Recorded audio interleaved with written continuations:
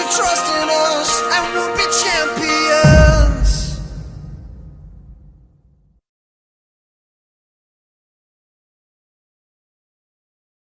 Assalamualaikum warahmatullahi wabarakatuh. Perkenalkan, nama saya Yulia Novitasari, NIM T 2018-5009. Di sini saya dari kelompok 3 yang akan bahas tentang aliran pemikiran Jabariyah dan Qadariyah.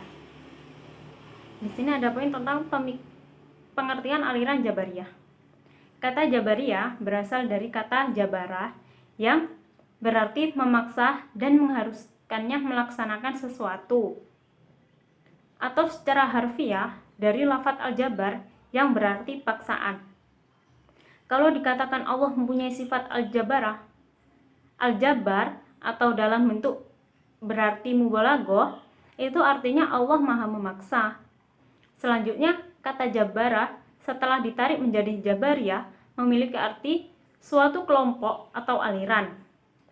Lebih lanjut, Asy-Syahrastani menegaskan bahwa al-jabar berarti menghilangkan perbuatan manusia dalam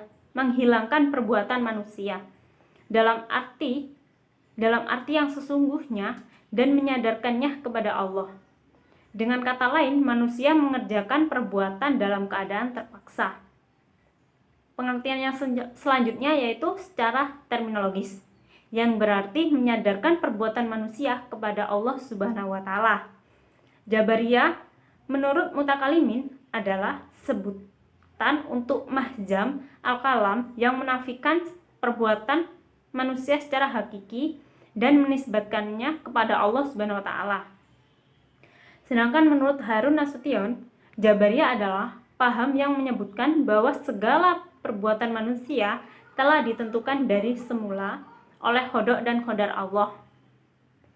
Maksudnya bahwa setiap perbuatan yang dikerjakan oleh manusia tidak berdasarkan kehendak manusia, tetapi diciptakan oleh Tuhan dan dengan kehendaknya. Di sini manusia tidak mempunyai kebebasan dalam berbuat karena tidak memiliki kemampuan.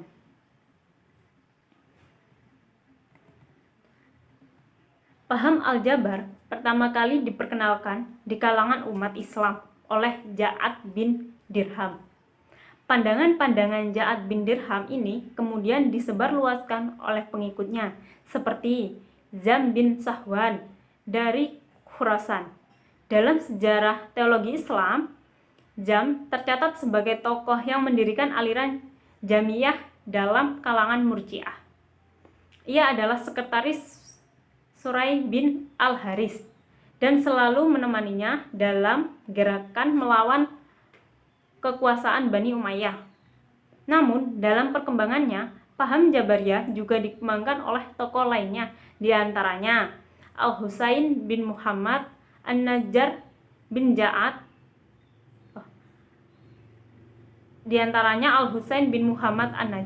dan Ja'ad bin Dirar. Paham Jabariyah ini diduga telah ada sejak sebelum agama Islam datang ke masyarakat Arab. Nah, sekian dari saya. Akan dilanjutkan oleh presentator yang selanjutnya. Dari saya, wassalamualaikum warahmatullahi wabarakatuh. Assalamualaikum warahmatullahi wabarakatuh. Saya Umi Hamidatul Khafifah, NIM T 2018-5011. Di sini saya dari kelompok 3 akan melanjutkan presentator sebelumnya. Saya di sini akan menjelaskan sedikit tentang pengertian aliran Qadariyah. Qadariyah berasal dari kata qadara yang artinya memutuskan, kemampuan dan memiliki kekuatan. Sedangkan sebagai aliran dalam ilmu kalam, Qadariyah adalah nama yang dipakai untuk salah satu aliran yang memberikan penekanan terhadap kebebasan dan kekuatan manusia dalam menghasilkan perbuatan-perbuatannya. Selanjutnya, di dalam paham Qadariyah di sini manusia dipandang mempunyai kudrat atau kekuatan untuk melaksanakan kehendaknya dan bukan berasal dari pengertian bahwa manusia terpaksa tunduk kepada qadar. Nah, selanjutnya Qadariyah yang menurut terminologi yaitu Qadariyah adalah suatu aliran kepercayaan segala tindakan manusia tidak diintervensi oleh Tuhan. Aliran ini juga berpendapat bahwa tiap-tiap orang adalah pencipta bagi segala perbuatannya. Ia dapat berbuat sesuatu atau meninggalkannya atas kehendak sendiri. Berdasarkan pengertian terminologi tersebut, yaitu nama suatu aliran yang memberikan suatu penekanan atas kebebasan dan kekuatan manusia dalam mewujudkan perbuatannya. Pemahaman selanjutnya itu pemahaman tentang Qadariyah sendiri itu jangan dikacaukan dengan pemahaman tentang sifat al-qudradat yang dimiliki oleh Allah. Karena pemahaman tersebut, sifat Al-Quran ini lebih ditujukan kepada upaya ma'rifat kepada Allah. Sedangkan paham Qadariyah lebih ditujukan kepada kudrat yang dimiliki oleh manusia itu. Namun terdapat perbedaan antara kurodat yang dimiliki manusia dengan kurodat yang dimiliki oleh Tuhan.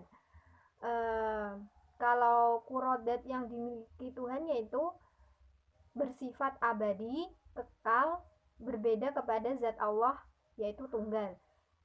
Juga tidak terbilang dan berhubungan dengan segala yang dijadikan objek kekuatan, serta tidak berakhir dalam hubungannya dengan zat. Terus sedangkan kurodat yang dimiliki oleh manusia sendiri yaitu bersifat sementara, berproses, bertambah dan berkurang, juga dapat hilang. Dengan demikian dapat disimpulkan paham Qadariyah di sini di samping berbeda dengan paham tentang sifat kurodat Allah, juga berbeda dengan pemahaman takdir yang umumnya dipahami masyarakat, yaitu paham yang berpendapat bahwa nasib manusia telah ditentukan terlebih dahulu sejak azali. Dan manusia dalam perbuatannya hanya bertindak menurut nasib yang telah ditentukan oleh Tuhan terhadap dirinya. Bismillahirrahmanirrahim. Saya Alivia NIM T 2018-5040. Di sini saya akan meneruskan penjelasan dari presentator yang kedua, yaitu macam-macam kelompok aliran Jabariyah dan tokohnya. Alirannya sendiri macam-macamnya itu dibagi menjadi dua. Yang pertama Jabariyah ekstrim. Jabariyah ekstrim di sini yang dibawa oleh Jahm bin Safwan. Paham fatalisme ini beranggapan bahwa perbuatan-perbuatan diciptakan Tuhan dalam diri manusia. Tidak ada kekuasaan, kemauan, dan pilihan baginya. Manusia sama sekali tidak mampu untuk berbuat apa-apa dan tidak memiliki daya untuk berbuat. Manusia bagaikan selembar bulu yang ditebarkan angin, mengikuti takdir yang dibawanya. Manusia dipaksa sama dengan gerak yang diciptakan Tuhan dalam benda mati. Oleh karena itu, manusia dikatakan berbuat bukan dalam arti sebenarnya, tetapi dalam arti majasi atau kiasan, seperti halnya perbuatan yang berasal dari benda-benda mati. Misalnya diikatkan pohon perubahan, air mengalir, batu bergerak, matahari terbit dan terbenam, langit mendung dan menurunkan hujan, bumi bergerak dan menghasilkan tumbuh-tumbuhan dan sebagainya. Di antara tokoh-tokoh Jabariyah yaitu Jahm bin Safwan. Pendapat Jahm yang berkaitan dengan persoalan teknologi adalah sebagai berikut. Manusia tidak mampu untuk berbuat apa-apa, ia tidak mempunyai daya, tiap mempunyai kehendak sendirinya dan tidak mempunyai pilihan. Pandangan Jahm tentang keterpaksaan lebih terkenal dibandingkan dengan pendapatnya tentang surga. Yang kedua, surga neraka tidak kenal. Tidak ada yang kekal selain Tuhan. Iman adalah makrifat atau kebenaran dalam hati. Kalam Tuhan adalah makhluk. Dengan demikian beberapa pendapat Jahm hampir sama dengan Murji'ah Mu'tazilah dan Asy'ariyah. Itulah sebabnya para pengkritik dan sejawarnya menyebutnya dengan Al-Mu'tazili, Al-Murji'i, dan Al-Asy'ari. Yang kedua, Jad bin Dirham. Doktrin pokok Ja'ad secara umum dengan pikiran Ja'al al-Ghurabi menjelaskan sebagai berikut. Al-Quran adalah makhluk. Allah tidak mempunyai sifat yang serupa dengan makhluk, dan manusia terpaksa oleh Allah dalam segala-galanya. Yang kedua yaitu Jabariyah moderat, yaitu dibawa oleh Al-Husain bin Muhammad Al-Najjar. Dia mengatakan bahwa Allah berkehendak, artinya bahwa manusia tidak terpaksa atau dipaksa. Allah adalah pencipta dari semua perbuatan manusia, yang baik dan yang buruk, yang benar dan yang salah, tetapi manusia mempunyai andil dalam berwujud perbuatan itu.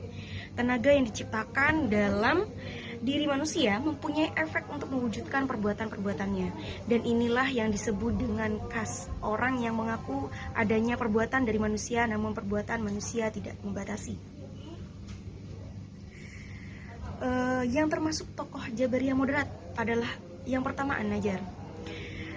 An-Najjar menyatakan bahwa Tuhan menciptakan segala perbuatan manusia, tetapi manusia memiliki bagian atau peran dalam mewujudkan perbuatan-perbuatan itulah yang disebut khosab dan teori al-asyar. Dengan demikian manusia adalah pandangan An-Najjar tidak bagi sepertinya wayang. Tuhan tidak dapat dilihat di akhirat, akan tetapi An-Najjar menyatakan bahwa Tuhan dapat saja memindahkan potensi hati atau makrifat sendiri pada mata sehingga manusia bisa melihat Tuhan. Yang kedua itu ad-dirar. Al-Dirar, pandangan tentang perbuatan manusia sama dengan An-Najjar, yakni bahwa manusia tidak hanya merupakan wayang yang digerakkan dalam, manusia mempunyai bagian dalam perwujudan perbuatan dan tidak semata-mata dipaksa dalam melakukan perbuatannya. Secara tegas, Dirar mengatakan bahwa satu perbuatan dapat ditimbulkan oleh dua pelaku secara bersamaan, artinya perbuatan manusia tidak hanya peran dalam mewujudkan perbuatannya. Oke, demikian presentasi dari saya. Selanjutnya akan dilanjutkan oleh presentator yang keempat. Terima kasih. Assalamualaikum warahmatullahi wabarakatuh. Nama saya Muhammad Sofwan Asori, NIM T 2017-2005. Di sini saya akan menjelaskan tentang doktrin-doktrin aliran Qadariyah. Harun Nasution menjelaskan pendapat Gailan tentang doktrin-doktrin Qadariyah bahwa manusia berkuasa atas perbuatan-perbuatannya. Manusia sendiri pula melakukan atau menjauhi perbuatan atau kemampuan daya sendirinya. Salah satu seorang pemuka Qadariyah antara lain An-Najm mengungkapkan bahwa manusia hidup mempunyai daya dan ia berkuasa atas segala-segalanya. Jadi di dalam doktrinnya Al-Qadariyah menyebutkan bahwa manusia itu punya kekuatan sendiri, punya kehendak sendiri di situ. Dan doktrin Qadariyah pada dasarnya menyatakan bahwa segala tingkah laku manusia dilakukan atas kehendaknya sendiri. Manusia mempunyai kewenangan untuk melakukan segala perbuatan atas kehendaknya sendiri, baik perbuatan baik maupun jahat. Sesungguhnya tidak pantas manusia menerima siksaan atau tindakan salah yang dilakukan bukan atas kehendak kemampuan manusia. Jadi di sini manusia itu mempunyai kewenangan untuk melakukan hal sesuatu, kayak seperti kita melakukan kebaikan, kita melakukan kejahatan dan lain sebagainya. Itu merupakan kehendak atau keinginan dari manusia itu sendiri. Terus paham akhir takdir dalam pandangan Qadariyah bukanlah dalam pengertian takdir yang umum dipakai oleh bangsa Arab ketika itu, yaitu faham mengatakan bahwa nasib manusia telah digemukkan terlebih dahulu. Jadi faham Qadariyah ini lebih kepada keinginan dari diri sendiri manusia itu. Jadi terus apa gunanya Allah Subhanahu wa taala? Allah Subhanahu wa taala itu merupakan menentukan hasil apa yang kita perbuat. Jadi contoh kita berbuat keinginan untuk melakukan kebaikan, Jadi itu keinginan dari sendiri yang mengatur antara mendapat pahala atau mendapat rezeki dari perbuatan kita itu adalah Allah Subhanahu wa taala. Kalau kita berbuat jahat atau berbuat yang tidak enak kepada orang lain, maka Allah juga akan menurunkan sebuah musibah kepada kita. Nah, jadi itu Allah itu memberikan hasil apa yang kita perbuat dari situ, dari doktrin dari aliran Qadariyah. Jadi sudah perbandingan antara faham Qadariyah dan Jabariyah itu sebuah perbandingan tentang musibah dalam paham Jabariyah berkaitan dengan perbuatan manusia digambarkan bagaikan kapas yang melayang di udara yang tidak memiliki sedikit pun daya untuk menentukan gerakannya yang ditentukan dan digerakkan oleh arus angin. Sedangkan faham Qadariyah akan menjawab bahwa perbuatan manusia ditentukan dan dikerjakan oleh manusia, bukan Allah. Dalam faham Qadariyah berkaitan dengan perbuatan manusia digambarkan sebagai yang berkuasa penuh untuk menentukan dan mengerjakan perbuatannya. Jadi kan tadi sudah disinggung tentang aliran Jabariyah itu segala sesuatu itu kehendak Allah Subhanahu wa taala. Jadi qada qadarnya itu adalah ketetapan dari Allah Subhanahu wa taala, tapi faham Qadariyah atau doktrin Qadariyah itu mengenai perbuatan kita, keinginan kita. Allah itu hanya menurunkan hasilnya. Ketika kita berbuat baik, maka Allah akan menurunkan sebuah pahala atau rezeki. Tapi kalau kita berbuat kejahatan, maka Allah juga akan memberikan musibah pada kita. Itulah doktrin Qadariyah yang sedikit saya sampaikan. Sekian dari saya. Wassalamualaikum warahmatullahi wabarakatuh.